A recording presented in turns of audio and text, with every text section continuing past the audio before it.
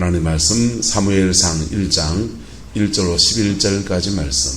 에브라임 산지 라마다임 소유에 에브라임 사람 엘가나라는 사람이 있었으니 그는 여로함의 아들이요 엘리후의 손자요 도후의 정손이요 숲의 현손이더라. 그에게 두 아내가 있었으니 한 사람의 이름은 한나요 한 사람의 이름은 버닌나라. 버닌나에게는 자식이 있고 한나에게는 자식이 없었더라. 이 사람이 매년 자기 성읍에서 나와서 실로에 올라가서 만군의 여호와께 예배하며 제사를 드렸는데 엘리의 두 아들 홈니와 비나스가 여호와의 제사장으로 거기에 있었더라. 엘가나가 제사를 드리는 날에는 제물의 분깃을 그의 아내 버닌나와 그의 모든 자녀에게 주고 한나에게는 갑절을 주니 이는 그를 사랑함이라. 그러나 여호와께서 그에게 임신하지 못하게 하시니 여호와께서 그에게 임신하지 못하게 하심으로 그의 적수인 버닌나가 그를 심히 격분하게 하여 괴롭게 하더라. 매년 한나가 여호와의 집에 올라갈 때마다 남편이 그같이 하매 버닌나가 그를 격분시키므로 그가 울고 먹지 아니하니 그의 남편 엘가나가 그에게 이르되 한나여 어찌하여 울며 어찌하여 먹지 아니하며 어찌하여 그대의 마음이 슬프냐. 내가 그대에게 10아들보다 낫지 아니하냐 하니라. 그들이 실로에서 먹고 마신 후에 한나가 일어나니 그때 제사장 엘리는 여호와의 전 문설주 견 의자에 앉아 있었더라.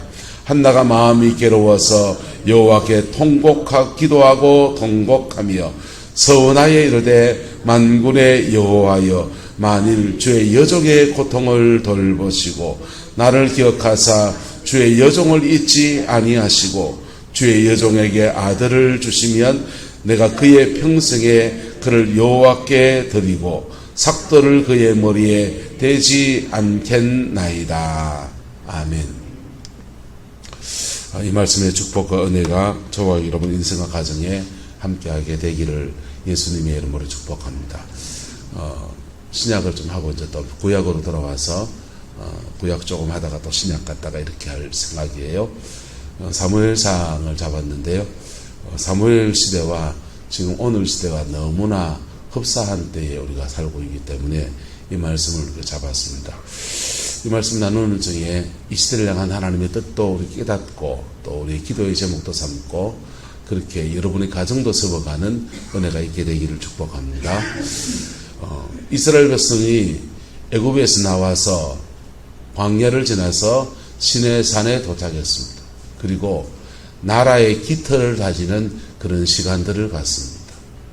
보통 나라를 세운다 할 때 여러분 고려라는 나라가 등장할 때나 조선이라는 나라가 등장할 때를 보세요.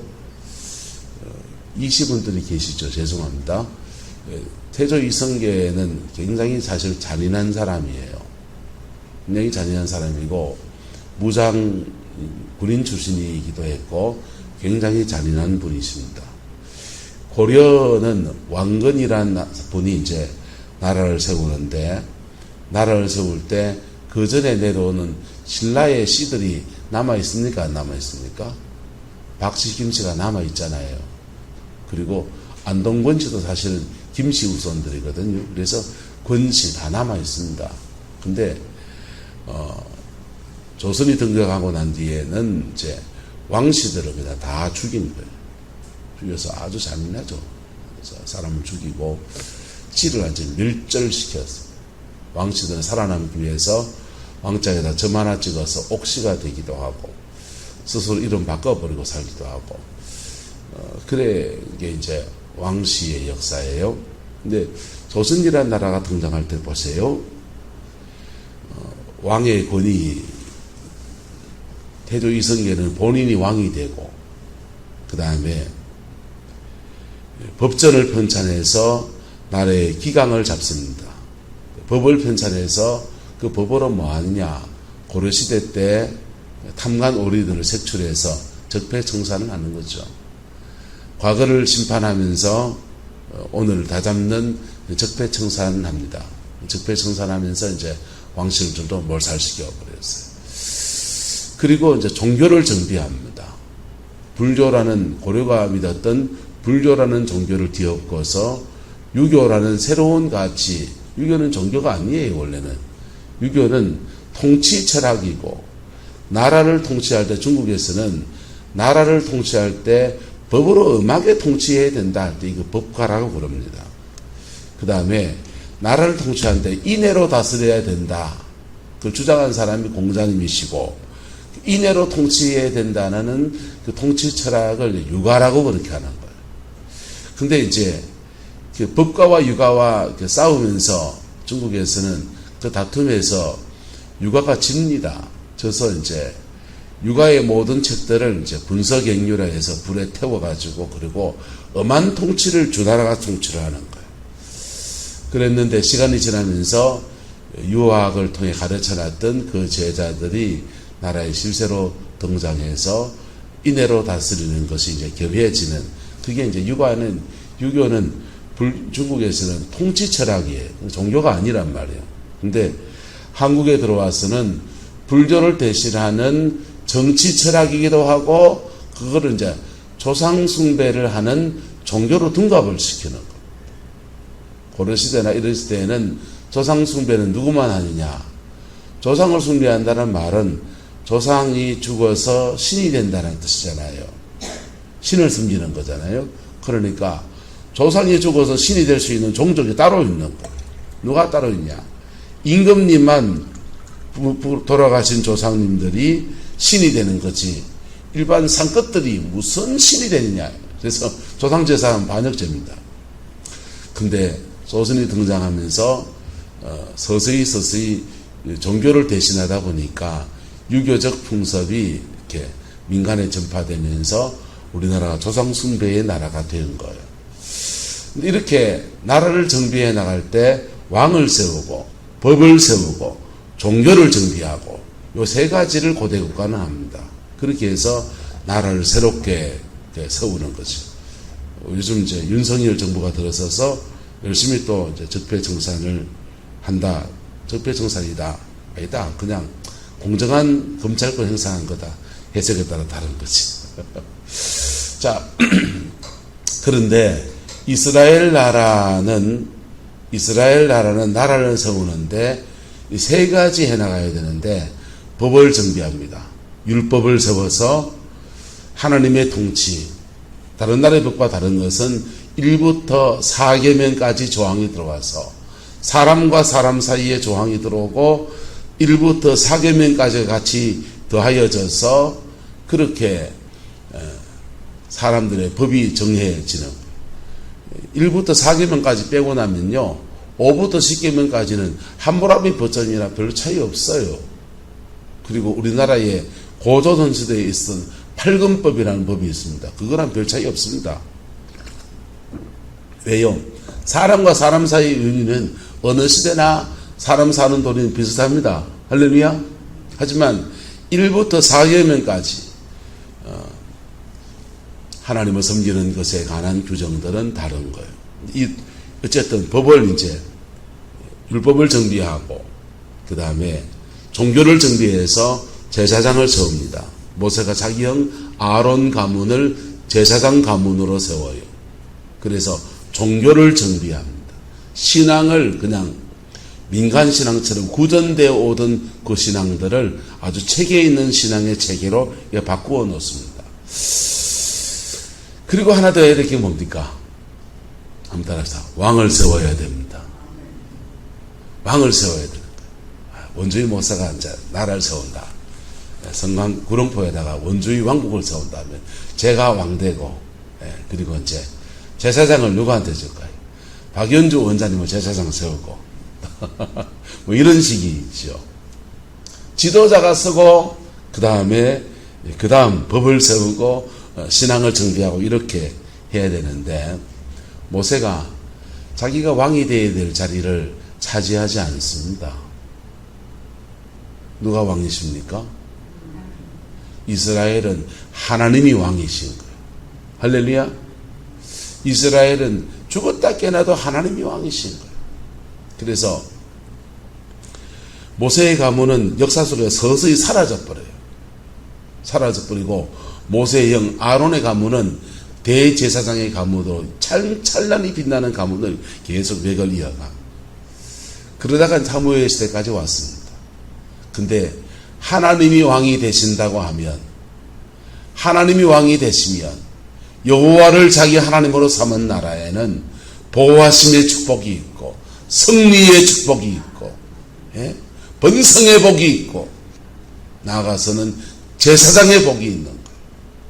근데 여호와를 하나님으로 섬긴다는 타이틀은 걸어놓고 신앙을 떠나버리게 되면 그 껍데기에 불과한 겁니다. 이스라엘이 여호수아가 가나안 땅을 정복해 나갈 때 기억나세요? 여호수아서 강의를 다 했어요. 여호수아 가나안 땅 정복해 갈 때까지는 여호와가 왕이시다, 이게 가슴에 뼛속 깊이 이미 박혀 있습니다. 그래서 예배하고 전쟁하고 예배하고 그렇게 해서 31개의 모든 성을 다 정복했습니다. 그리고는 정복한 땅에다가 땅을 다 그림을 그려서 분배를 합니다. 12지파에게 한 쪼가리씩 다 떼줘요. 떼주고 난 뒤에 이제부터 뭐가 힘을 써야 되느냐. 떼주고 난 뒤에 다 12지파가 흩어지는데 중앙집권적인 왕이 없으니 누가 힘을 써야 됩니까? 하나님은 계속해서 왕이신데 구체적으로는 레위지파가 지 몫을 해야 되는 거예요. 누가 자기 몫을 해야 된다고요? 레위지파가, 흩어져 있는 12개의 레위지파가 자기 몫을 해가면서 예배하고 찬양하고 하나님의 임재가 그 왕국을 떠나지 않도록 저렇게 버텨가야 되는 겁니다. 근데 문제는 그 레위지파가 흩어져요. 레위지파가 흩어진 데는 레위지파만의 책임이 아니에요. 레위지파는 여러분 그냥 뭐 하늘에 뚝 떨어진 거 먹고 삽니까? 밥 먹고 삽니까? 그분들도 밥 먹고 살아요. 누가 준 걸로 밥 먹고 삽니까? 나머지 11지파가 11조 드린 것으로 밥 먹고 산다고.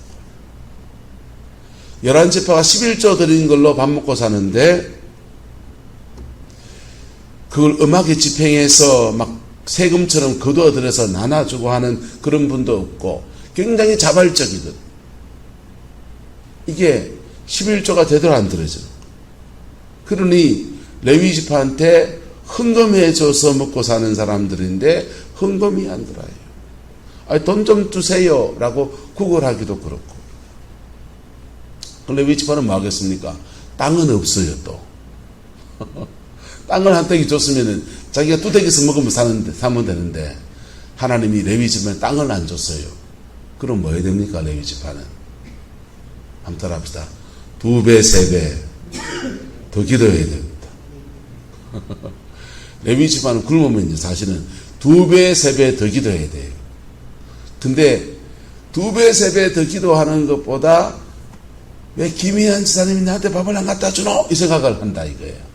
무슨 말이가 됩니까? 그러면 그게 이제 이스라엘 백성 전체의 영적인 화합도 깨지고 영적인 그 임재도 깨지고 점점 더 무너지는 거예요.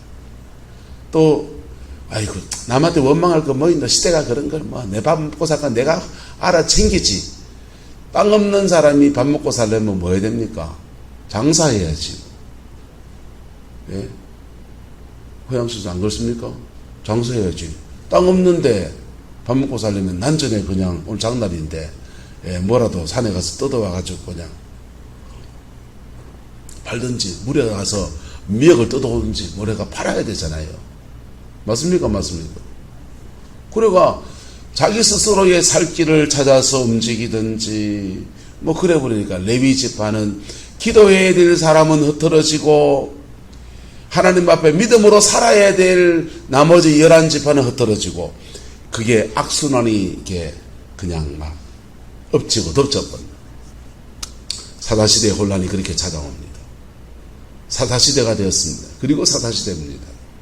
기도하는 사람이 없고 하나님 앞 믿음으로 사는 사람이 없는데 하나님은 왕이시다, 폼만 그러고 이제 암몬이 쳐들어옵니다. 모압이 쳐들어옵니다. 눌러놨던 가나안 7족속이 들썩들썩 일어납니다. 그건 어째 감당을 해내는 거예요. 그래도 순간순간 어려울 때마다 삼손 보내주시고 입다를 보내시고 이 사사시대의 여러 사사들을 보내서 그렇게 하나님이 치리하시고 그 고비 때마다 그래도 옛날 기도하는 가락에 있어서 하나님 회개합니다 하고 그렇게 버텨냈는데 문제는 이스라엘은 땅은 반은 지중해에 물려 있어요. 지중해 쪽에서부터 철기 문명을 가진 블레셋이 등장한 겁니다. 블레셋이 등장해서 나라를 치고 들어옵니다. 그때가 엘리 제사장 시대입니다.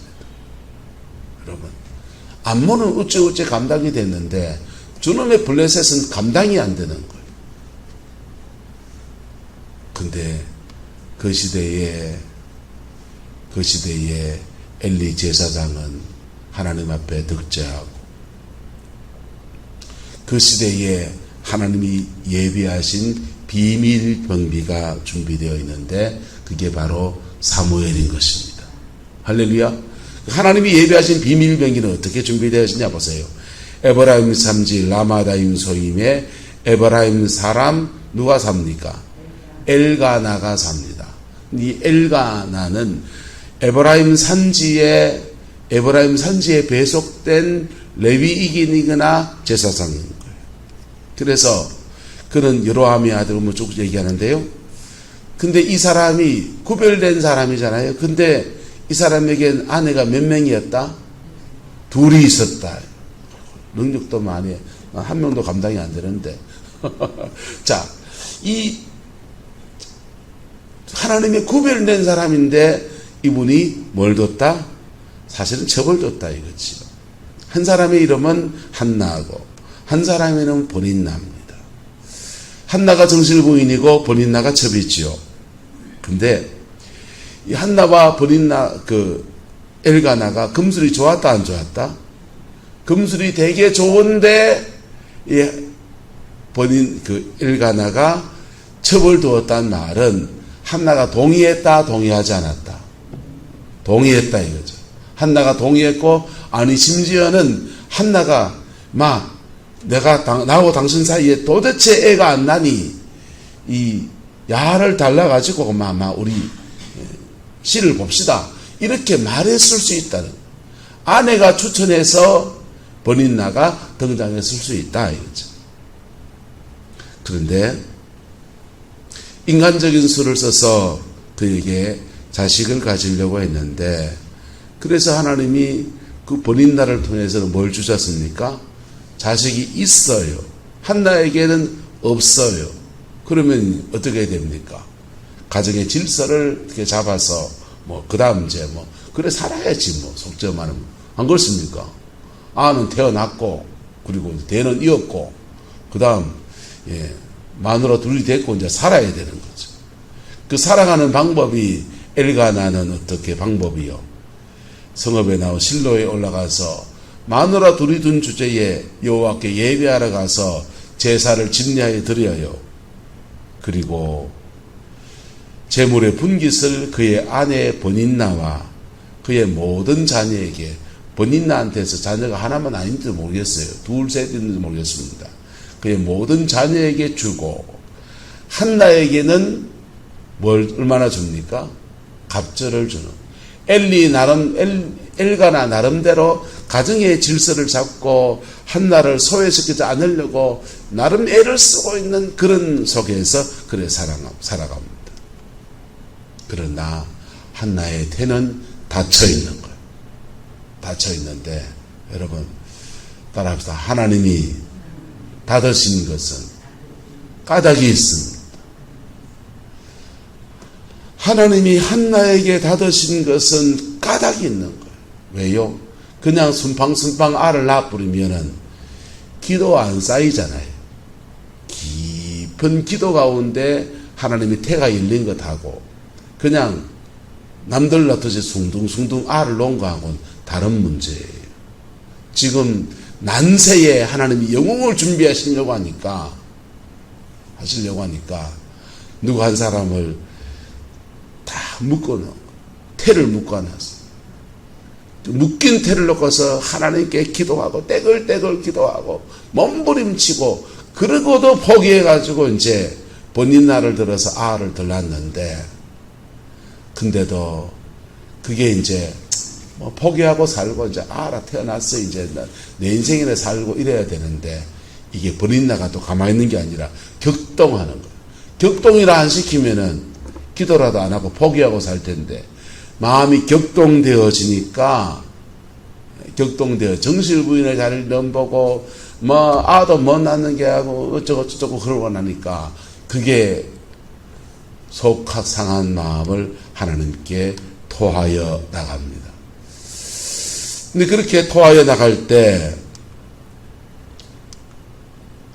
그가 울고 뭐하지 아니하며 먹지 아니하니 그의 남편 아나가 어찌하여 울며 먹지 않고 슬프냐, 열 아들보다 낫지 아니하냐 하는데 위로가 된다 안 된다? 위로가 하나도 안 되는 거.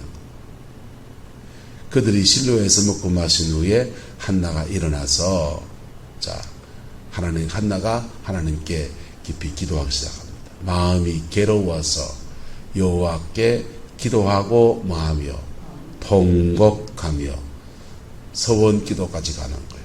여러분, 하나님이 왜 한나, 멀쩡하게 행복한 인생을 살아가야 될 한나의 인생을 이래 딱 묶어놔가지고 이래 그냥 이수저수 다 써서 첩살이까지 덜 나야 되는 그런 처지에, 그다 괄시받는, 처반때까지 괄시받는 그런 처지까지 그래 낮추십니까? 한나가 미워서? 예? 그 난세에 민족을 구원할 지도자를 길러내시는데 깊은 기도가 쌓이게 하시는 거예요. 할렐루야. 네. 깊은 기도가. 여러분 어떻습니까?